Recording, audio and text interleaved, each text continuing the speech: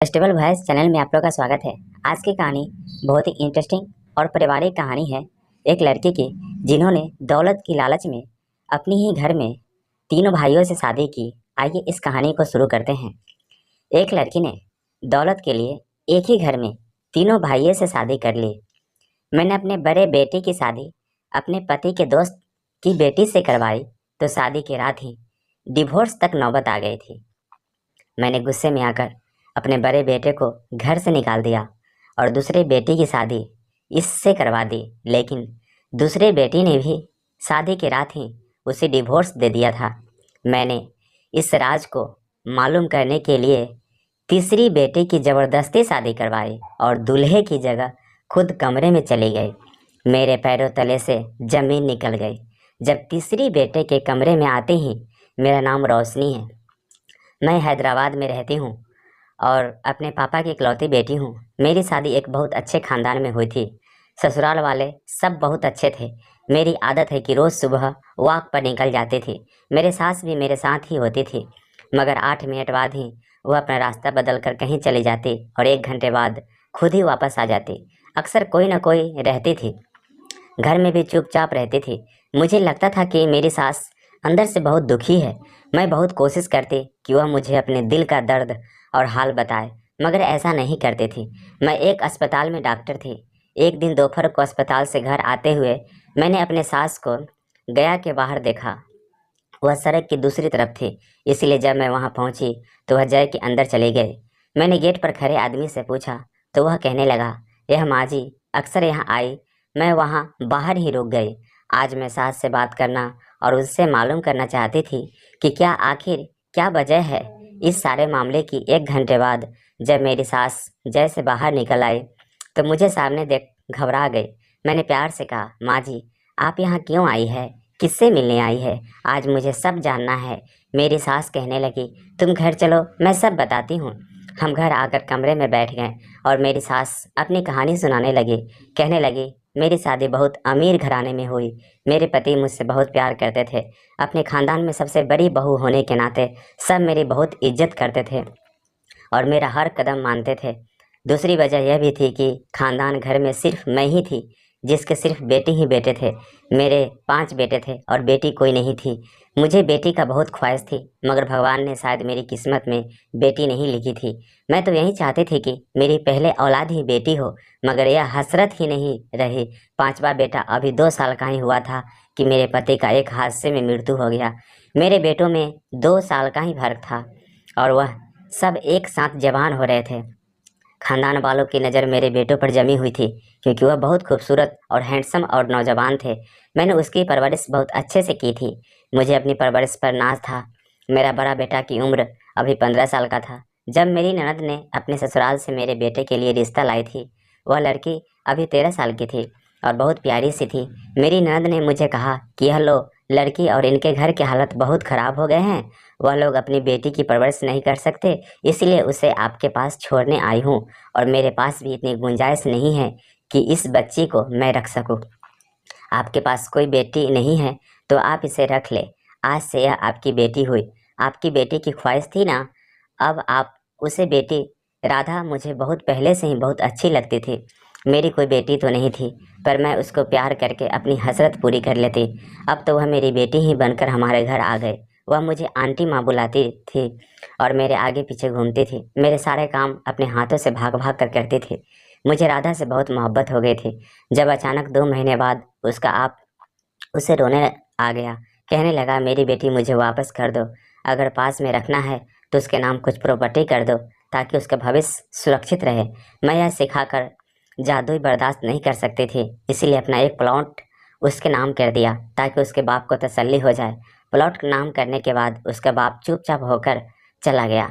राधा के माँ बाप भी अक्सर उससे मिलने आया करते थे और कभी उसने मिलने चली जाती थी। मैं राधा के माता पिता की आर्थिक तंगी की वजह से मैं उनके घर थोड़े बहुत पैसे भिजवा दिया करती थी।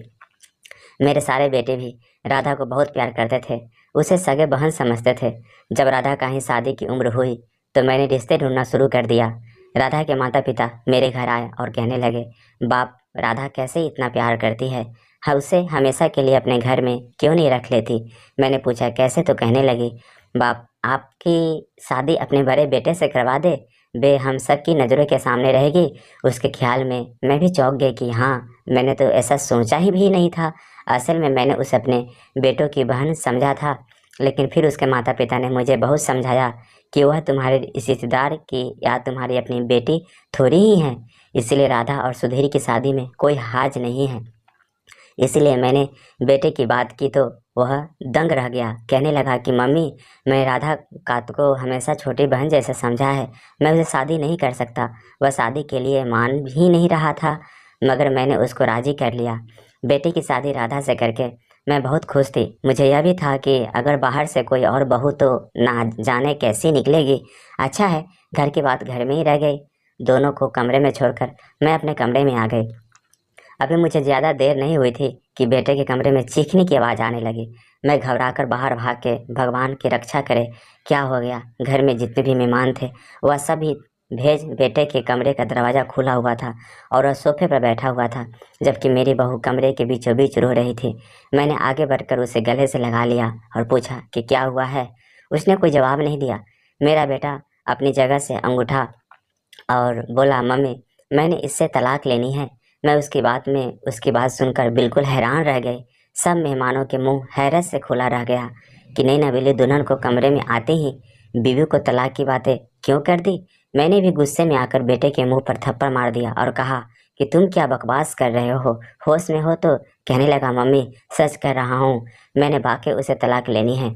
मैं अपने बेटे को फिर से थप्पड़ मारा और चिल्लाते हुए पूछा, क्या, आखिर तुम ऐसा क्यों कर रहे हो। वह कुछ नहीं बोला तो मैंने गुस्से में आकर उसे घर से निकाल दिया और कहा कि आज के बाद तुम मर गए हो मेरे लिए। आइंदा इस घर में दोबारा कदम मत रखना। मेरा बेटा घर से चला गया, मगर उसने मुझे वजह नहीं बताई कि उसने अपनी बीवी को तलाक क्यों देनी है। मैंने अपनी बहू से पूछा तो कहने लगी, मुझे नहीं पता। कमरे में आते ही कहने लगे कि मैं तुमसे शादी नहीं करना चाहता था, इसलिए मैं तुम्हें तलाक देना चाहता। इतना बताकर मेरी बहू फूट फूट कर रोने लगी।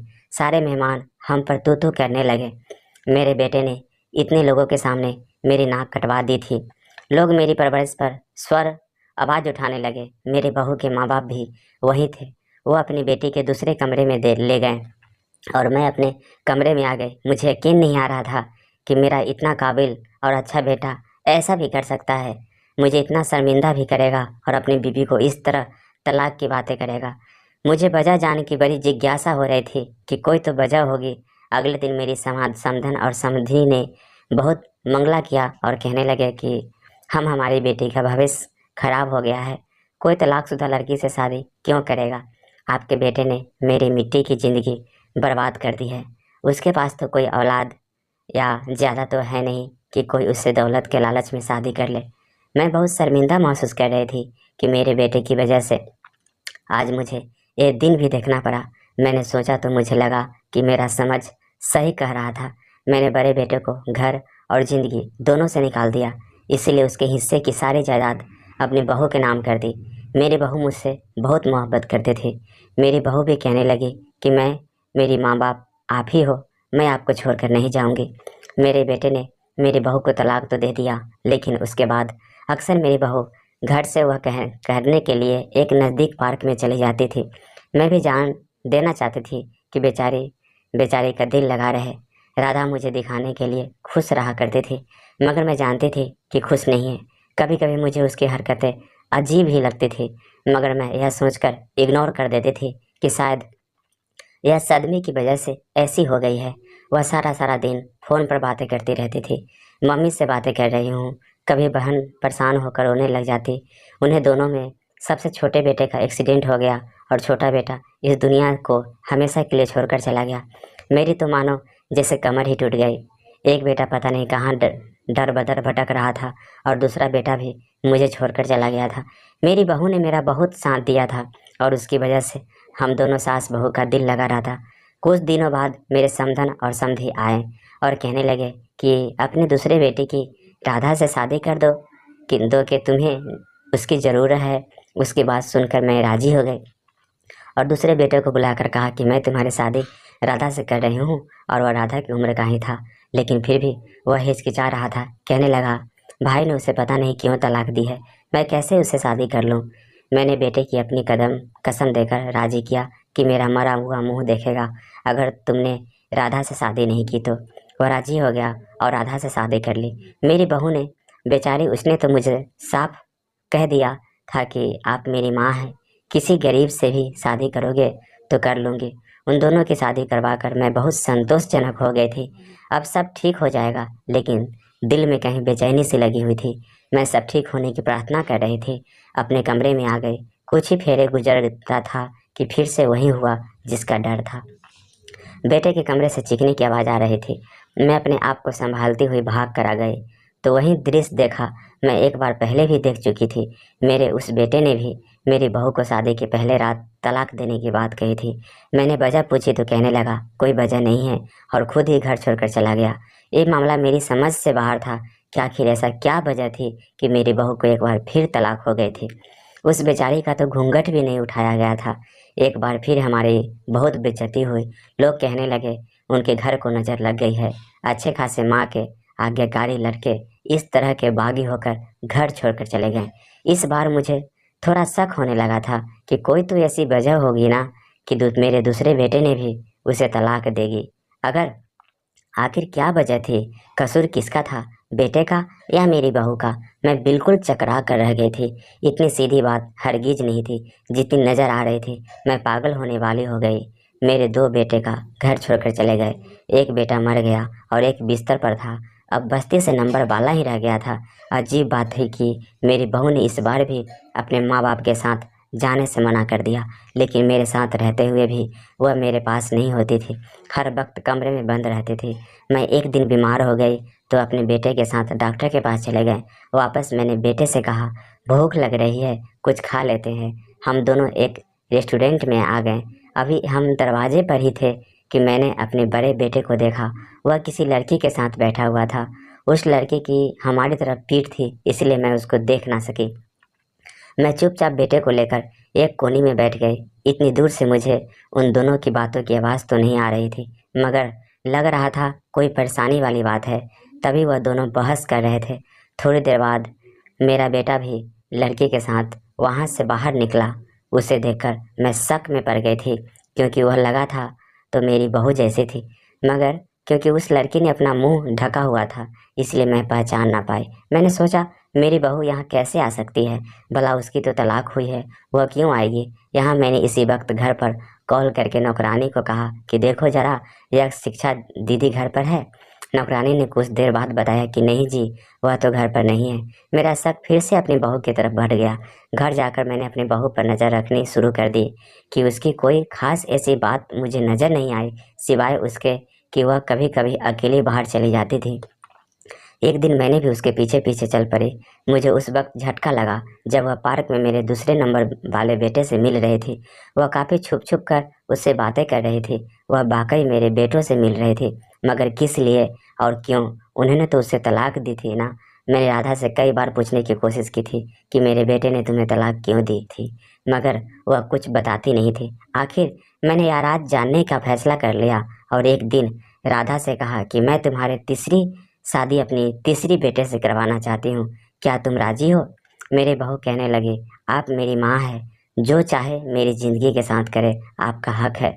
मैं उसे शादी की सिर्फ इसलिए अपने तीसरी बेटे से करवाना चाह रही थी कि राज का पता चल सके, क्या आखिर ऐसा क्या होता है, या फिर मेरे बेटे से ऐसा क्या कहती है कि वह उसे तलाक दे देते हैं। मैंने शादी तय कर दी। मेरी बहू बहुत खुश लग रही थी। मेरा बेटा उससे 2 साल छोटा था, मगर उसने फिर भी मेरे फैसला पर सर झुका दिया। शादी वाली रात मैंने अपने बेटे को कहा फिर मेरी तबीयत ठीक नहीं है, जो मुझे दवा ला कर दो। वह कपड़े बदल कर चला गया। उससे जानने के बाद मैंने उसकी शेरवानी पहने और उसके जगह खुद कमरे में चली गई और चेहरे पर चेहरा ढक लिया। कमरे का दरवाज़ा खोलकर अंदर चली गई। देखा तो मेरी बहू बेड पर बैठी हुई थी। उसने दूल्हे को देखते हुए वह बेड से उठ खड़ी हुई और खुद ही कहने लगी मैं जानती हूँ कि तुम अब मेरे पति हो, मगर मैं इतना कहना चाहती हूँ कि मैंने तुम्हें हमेशा अपना छोटा भाई समझा है। मैं तुम्हें उस रूप में कबूल नहीं कर सकती। तुम्हें याद है मैं और तुम इकट्ठे बचपन में खेल करते थे और मैं तुम्हारे लाड लड़ाया करती थी। मैंने तुम्हें भाई का दर्जा दिया है, मैं तुम्हें पति का दर्जा नहीं दे सकती। और तुम्हारी माँ ने मेरी शादी ज़बरदस्ती तुमसे करवा दी है। और तुम्हारी माँ ने ही कहा था कि तुम तलाक मांग लेना। वह बस दुनिया के सामने सर ऊंचा करना चाहती है कि उन्हें अपनी बहू से कितना लगाव है। मेरी पहली शादियाँ भी उन्होंने करवाई और तलाक भी उन्हीं के कहने पर तुम्हारे भाइयों ने मुझे दी थी। आज भी तुम्हारी माँ ने मुझे कमरे में भेजने से पहले ही कहा था कि मेरे बेटे को मेरा संदेश दे देना कि वह तुम्हें तलाक दे दे। इसीलिए मैं चुप करके उसे सुन रही थी। उसने कहा कि तुम्हें मेरी बात पर यकीन नहीं आता तो मेरी माँ से पूछ लो। उसने अपनी माँ को फ़ोन किया तो थोड़ी देर बाद मेरी समधन भी कमरे में आ गई और कहने लगी, बेटा यह ठीक कह रही है, उसने हमेशा तुम्हें सगा भाई समझा है। उसने तो तुम्हारी माँ को बहुत मनाया और मना भी किया था कि शादी ना करो, मगर वह ना मानी। मेरी बेटी मैं तुम्हें पति के रूप में कबूल नहीं कर सकती या किसी और को पसंद करती है। तुम उसे तलाक दे दो ताकि उसकी शादी में इस लड़के से करवा दूँ। मेरे समधन और मेरी बहू को मालूम ही नहीं था कि चेहरे के पीछे कौन है। राधा को यही लग रहा था कि मेरा बेटा और उसका पति है। मेरी सास रुक गई, वह किसी फर्राटे से झूठ बोल रहे थे और मेरी समधन भी मिली हुई थी। वह भी झूठ बोलकर मेरे बेटों से तलाक लेती रहती थी। मेरी बहू जैसे मैंने उसे अपनी बेटी से बढ़कर चाहा था और उसने मेरी समधन भी मिली हुई थी। यह सब देखकर मेरी तो जान ही निकल गई। मैंने चेहरे से सहारा बनाकर फेंक दिया। दोनों मुझे देखकर घबरा गए, कहने लगे, मम्मी आप यहाँ। मेरे समधन मुझे देखकर दंग रह गए थे। उनको उम्मीद भी नहीं थे कि दूल्हे के रूप में उनके सामने खड़ी होगी। मैंने आगे बढ़कर उसके मुंह पर थप्पड़ मार दिया और चिल्लाकर कहा, खबरदार मुझे मम्मी कहा तो तुम इतनी घटिया निकलेगा। मुझे यकीन नहीं है, मेरे बेटे के खिलाफ मुझे भटकाती रही हो। तुम्हारी वजह से मैंने अपने बेटे को घर से निकाल दिया था। मेरी समधन आगे बढ़ाई कि समधन जी मेरी बात सुनो, मगर मैंने उसे भी धक्का देकर पीछे कर दिया। राधा परेशान हो गई कि मुझे सब पता चल गया है। उसने जल्दी से मेरे मुंह पर हाथ रखा और मुझे कुर्सी पर बैठाकर आंखों ही आंखों में माँ से इशारा किया कि मैं कोई बात की और फौरन मेरे हाथ पाँव एक दुपट्टे से बांध दिया और मेरे मुंह में कपड़ा ठोस दिया। कहने लगी, सॉरी सासू माँ, जानकर आपको यह पता चल गया है तो मुझे आपके साथ यह सब करना पड़ रहा है। अब आप यहाँ ही कैद रहेगी। मैंने चिल्लाना चाहा मगर मेरी आवाज़ मेरे मुंह में ही अटकी रही थी। वह आखिर ऐसा क्यों कर रहे थे? अचानक दरवाजे पर किसी के आने की आहट हुई। मेरी एक रिश्तेदार औरत थी। आवाज़ आई, राधा सब ठीक है ना? कमरे में आवाज़ आ रहे थे। राधा दरवाज़ा खोलना की बजाय वहीं से कह दिया कि जी हाँ सब ठीक है, आप जाकर आराम करें। उसने कुर्सी समेत मुझे बाथरूम में बंद कर दिया। थोड़ी ही देर बाद मेरे बेटे की आवाज़ मुझे सुनाई दी। वह मेरा बेटा पूछ रहा था कि मम्मी कहाँ है और उसने कहा कि वह अपने कमरे में होगी। मेरा बेटा यकीन मुझे ढूंढता रहा। मैं अंदर तड़पती रही थी। मेरे साथ ऐसा भी होगा मैंने कभी ख्वाबों में नहीं सोचा था। कुछ देर बाद मुझे दोबारा बाहर से आवाज़ें आने लगी। मेरा बेटा मुझे ढूंढने बाहर चला गया था। मैंने कोशिश करने की मगर मैं अपने आप को खोल ना सका। उसने बहुत मजबूती से बांधा था। थोड़ी देर बाद मेरी समधन आकर मुझे वहाँ से निकाला और खींचते हुए स्टोर रूम में ले गई। जाकर बंद कर दिया। मैं अभी तक अपने बेटे की शेरवानी में ही स्टोर में बंद थी। मेरी हालात ख़राब होने लगी। मुझे उम्मीद भी नहीं थी। मेरा बेटा मुझे ढूंढने लगा मगर पूरा दिन गुजर गया और ना आया।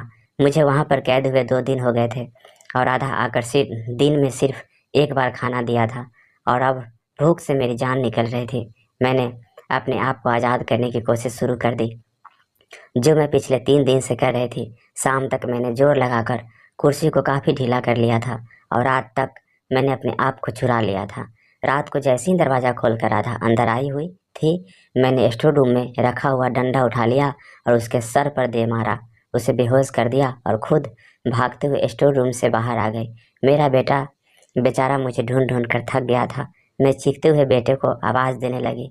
मेरी आवाज़ सुनते ही भागकर मेरे पास आ गया, चिल्लाया। मेरी हालात बहुत बुरी हो रही थी। मैंने उसे बता रही थी, तुम्हारे बीवी राधा ने मुझे अगवा कर लिया था और स्टोर रूम में मुझे बंद कर दिया था। मैं वहाँ बेहोश हो गई थी। वह आया तो मैं अस्पताल के बेड पर पड़ी थी। मेरे दोनों बड़े बेटे भी मेरे सामने खड़े थे। मैं उन दोनों को देखकर बहुत खुश हो गई। मुझे लगा मैं एकदम ठीक हो गई हूँ। मैंने राधा के बारे में पूछा तो छोटे वाले बेटा कहने लगा, धोखेबाज लड़की इस वक्त अपने माँ बाप के साथ गया में है। मेरे बेटे ने मुझे सारी कहानी सुनाने जा रहा था। यह थी कि मेरी समधन समाधि को शुरू से ही मेरे दौलत पर नज़र जमाए बैठी थी। अब मेरे पति की मृत्यु हो गई तो उन्होंने प्लान बनाया और अपनी बेटी को मुझे दे दिया ताकि राधा के जरिए मेरी दौलत पर कब्जा करे। राधा ने जब मेरे बड़े बेटे से शादी की तो शादी की रात उसे भी यही कह रही थी कि मैं तुम्हें हमेशा अपना बड़ा भाई समझती हूँ, मैं तुम्हारे साथ यह रिश्ता नहीं निभा सकती, मैं किसी और को पसंद करती हूँ, मुझे तलाक दे दो। उसका मकसद था कि एक एक करके मेरे बेटे को घर से निकलवा देता कि मेरी दौलत की अकेली मालकिन बन जाए। उसका प्लान कामयाब हुआ और मैंने अपने बेटे को घर से निकाल दिया। उसने मेरे दूसरे बेटे को भी यूं ही कहकर तलाक ली थी और घर से निकलवा दिया। बाद में यह सच्ची बनने के लिए उनके खातिर उससे मिलती रहती और उनको कहती कि तुम्हारी माँ ने तुमको घर से, ज़िंदगी और दोनों से निकाल दिया है, तुम लोग भी उससे अपना रिश्ता तोड़ लो है और अब कभी घर वापस ना आना। यहाँ तक मगर उन लोगों ने दौलत के लालच में मेरे छोटे बेटे का जानबूझकर एक्सीडेंट करवाया था कि वह दोनों मर जाए। यह तो भगवान का कृपा था कि एक ही ज़िंदगी बंध गई। उन तीनों ने मिलकर मेरे हंसते खेलने की परिवार उजाड़ डाला था। मेरी बेटी कहते कहते जुबान नहीं थकती थी और वह इस तरह निकली थी कि मेरे घर को ही आ गई और यह सब उसके माँ बाप ने सिखाया। आज वह तीनों गया में है। मैं कभी कभी गया में राधा से मिलने जाती हूँ। आखिर मैंने उसे बेटी समझकर पाला था। उसे देखने का दिल करता है तो चले जाती हूँ और मुझे माफ़ी मांगती है मगर मैं उसे माफ़ नहीं कर सकती। उसने मेरे बड़े बेटे को मुझे छीन लिया जो किसी सूरत वापस नहीं आ सकता था। इतना सब बताकर मेरी सास कहने लगी, मैंने अपने तीनों बेटों को दोबारा शादियाँ कर दी। बड़े बेटे जॉनी की तुमने शादी कर दी। आज मेरे बेटे अपने घर में बहुत खुश है। मैं सुबह सुबह तुम्हारे साथ वक्त पड़ जाती हूँ तो वहाँ से रास्ता बदल कर लेती हूँ। अपने मरे हुए बेटे की आत्मा की शांति के लिए 1 घंटा प्रेयर करती हूँ, प्रार्थना करती हूँ। मेरे दिल को बहुत सुकून मिलता है। कैसा लगा एक लड़की की, लालची लड़की की कहानी, कमेंट करके ज़रूर बताएं। और आप भी चैनल पे नए हैं तो कृपया इसे लाइक, शेयर और सब्सक्राइब कर लीजिए। Thank you.